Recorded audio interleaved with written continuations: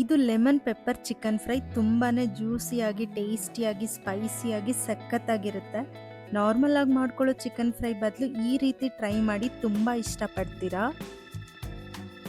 ಮೊದಲು ಅರ್ಧ KG ಚಿಕನ್ಗೆ 1 cup ಮೊಸರು ಆ್ಯಡ್ ಮಾಡ್ಕೊಳ್ಳಿ.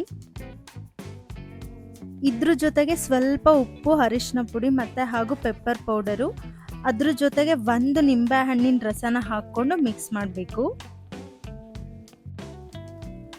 ಇದನ್ನೆಲ್ಲ ಚೆನ್ನಾಗಿ ಮಿಕ್ಸ್ ಮಾಡಿಕೊಂಡು ಅರ್ಧ ಗಂಟೆ ಇದನ್ನು ಮ್ಯಾರಿನೇಟ್ ಆಗೋಕ್ಕೆ ಬಿಡಬೇಕು.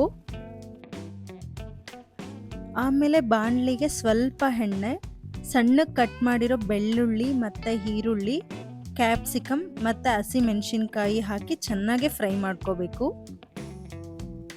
ಹಾಗೆ ಸ್ವಲ್ಪ ಶುಂಠಿ ಬೆಳ್ಳುಳ್ಳಿ ಪೇಸ್ಟ್ ಆ್ಯಡ್ ಮಾಡಿಕೊಂಡು ಮಿಕ್ಸ್ ಮಾಡ್ಕೊಳ್ಳಿ.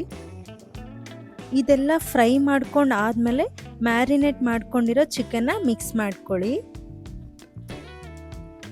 ಆಮೇಲೆ ಒಂದು ಪ್ಲೇಟ್ ಮುಚ್ಚಿ ಲೋ ಫ್ಲೇಮಲ್ಲಿ ಇಟ್ಟು ಬೇಯೋದಕ್ಕೆ ಬಿಡಿ.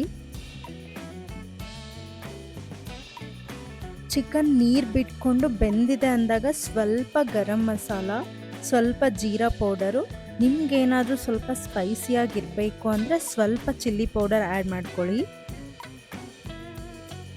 ಹಾಗೆ 1 ಸ್ಪೂನ್ ಕಾರ್ನ್ಫ್ಲೋರ್ಗೆ ಸ್ವಲ್ಪ ನೀರನ್ನು ಮಿಕ್ಸ್ ಮಾಡಿಕೊಂಡು ಅದನ್ನು ಕೂಡ ಹಾಕಿ